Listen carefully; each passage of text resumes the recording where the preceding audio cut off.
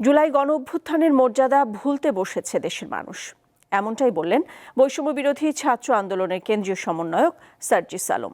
বলেন, দেশের উন্নতির কথা চিন্তায় নেই, ব্যক্তি স্বার্থে ব্যস্ত অনেকেই।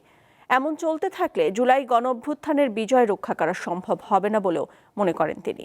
শুক্রবার রাজধানীর ডিপ্লোমা ইঞ্জিনিয়ার্স ইনস্টিটিউশনে চাঁপাইনবাবগঞ্জ ফোরামের উদ্যোগে প্রীতি সমাবেশে দেশের জন্য ব্যক্তি বা গোষ্ঠী স্বার্থের ঊর্ধ্বে উঠে ঐক্যবদ্ধ থাকার আহ্বান জানান সার্জিস। অন্যান্য বক্তারা বলেন, সব সময় উন্নয়নের দিক থেকে পিছিয়ে আছে উত্তরবঙ্গ। এবার যাতে এই বৈষম্য না থাকে সেজন্য উত্তরবঙ্গের মানুষকে সজাগ থাকতে হবে। আমরা বাংলাদেশের অধিকাংশ মানুষ এখন জুন 5 থেকে শুরু করে অগাস্ট 5 এই সময়টা ভুলে যেতে বসেছি এই জায়গা থেকে একজন খুনির নাম দিয়ে আবার স্লোগান দেই। শহীদদের যে আকাঙ্ক্ষা ছিল সে আকাঙ্ক্ষা বাস্তবায়ন হওয়ার আগ পর্যন্ত আমরা আমাদের লড়াই চালিয়ে যাব এবং আমরা নিজেদেরকেও আমাদের জীবন প্রস্তুত করার জন্য আমরা প্রস্তুত আছি।